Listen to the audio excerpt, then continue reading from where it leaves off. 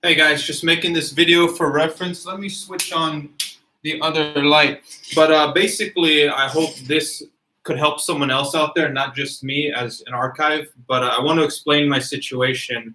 And the reason I'm doing this is because ultimately I hope to be able to obtain Taiwanese citizenship if at all possible. And also just so I can link up with some of you other guys if you happen to be in a similar situation. So here's mine. I am a Taiwanese national. Now, that is the technical way it's described if you are born to a mother and or father who is, a Taiwanese person when you're born.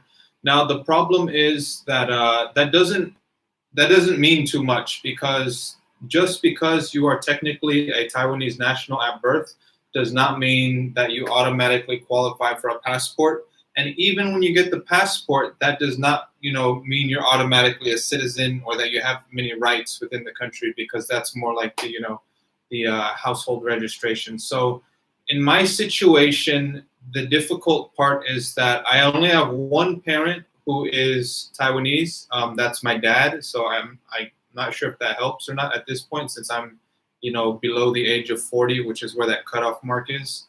And I grew up only though with my other parent who is not Taiwanese. She is Mexican, my mom. Now the other issue is that my parents split up before I was born. So on my birth certificate, my dad is not listed.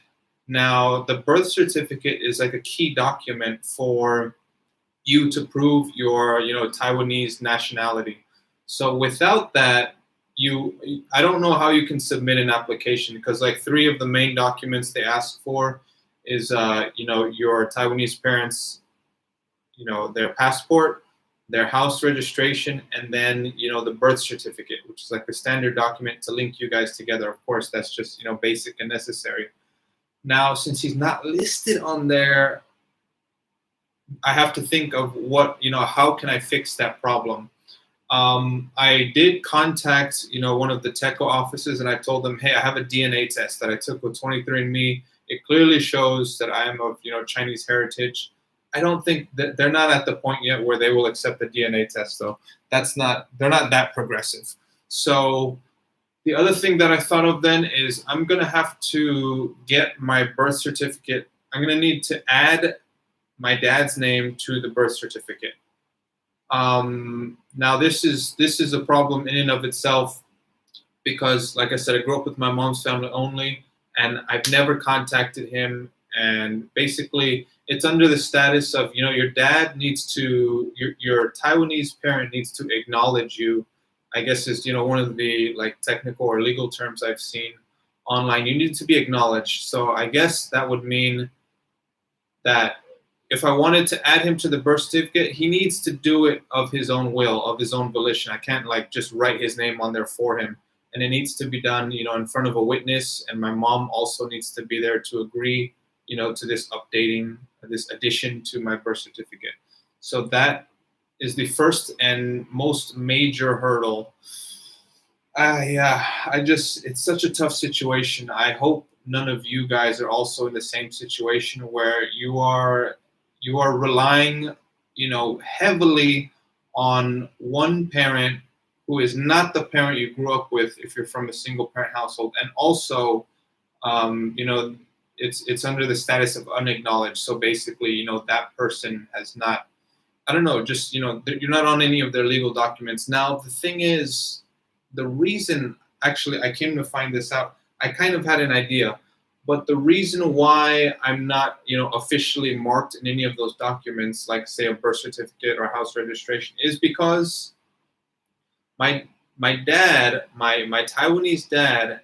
By the way, my mom and dad did not get married. My Taiwanese dad, I'm 90% certain, was already married at the time. So basically, he had an affair. And then he had a child with this woman who he had an affair with. That's my mom and that's me. And that's why, he doesn't want to, of course, if you're married, you would not want to mark a child who you had, not with your wife on these official documents, because of course that would explode the whole marriage. They have a big, strong family. They're very like Chinese, Taiwanese, their family cluster is super tight. So obviously, that would be a problem for the kids, the whole family. It would just be like a huge issue, a bombshell, whatever you want to call it. So I can imagine why he in his situation did not want to do that. So I'm not even actually judging the guy. I kind of understand why he would not want to do that. So I have reached out to him though, and I've done it super neutrally, seeming as if I'm just a stranger. And oh hey, you know my old friend. I wrote my mom's name, so it sounds like she's not even my mom, like maybe my cousin or something. Um, and they passed your name to me. They put me in contact with you, and I was hoping you could help me out with a few things on the application. So I paid for a service to find some contact info for my dad, and it came out with like address, email, phone number. I sent an email, and I also there's a tracking software inside this email, so I can see when it's been read, how many times it's been read, or even the location. And I just sent it yesterday, and I'm basically requesting his assistance because I need his assistance to be on that birth certificate, because that is the key to proving legally that I am of Taiwanese descent and eligible for the Taiwanese passport. So I'm just waiting to hear back from him at this point. It's already been like a day. I wrote him also on Facebook, but no reply. But that is a little more understandable, because in Facebook you get moved to like a separate, I don't know, it's like a message request. It's not your main inbox. Plus, he's in his 70s, so they're not very. I don't know. Most people in their 70s are not very keen or savvy on Facebook, so who knows?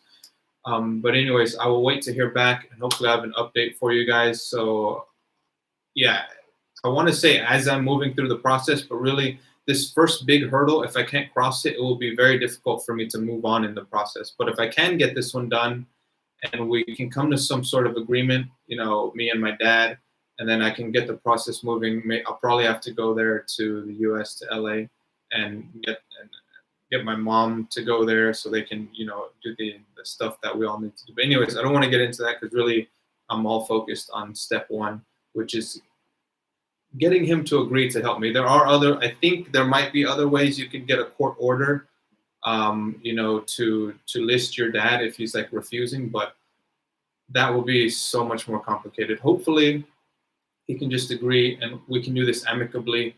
I'm not asking him for much. And in the email, I kind of wrote, like, come on, man, I haven't asked you for anything my entire 32 years of existence. Nothing. I'm just asking you for one thing. I wrote it very, so I didn't write it with all the drama, with all the emotion in there. But basically, that was the message I was trying to get across.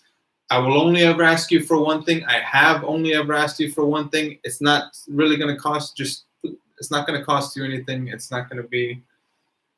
We'll see though, because this is all basically his reputation. I think is what is at stake here, basically, because the only reason he wouldn't want to write me down, on the house registration or on the birth certificate, is because it would basically expose him, and he wants to uphold this image of himself.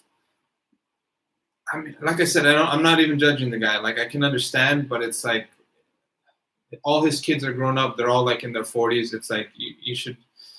I don't know, and we're like at a day and age where people are a lot less judgmental if you have a child outside of marriage, and things like that. So hopefully it could be past that mentally. I don't know, maybe we'll wait and see. But hopefully I have the update for you guys once I get a reply back and I find out what the situation is between me and him. If he's going to help me, if we're going to do this amicably, or if perhaps I could go down the avenue of trying to force, or I should say get the courts involved to get him declared as the paternal parent.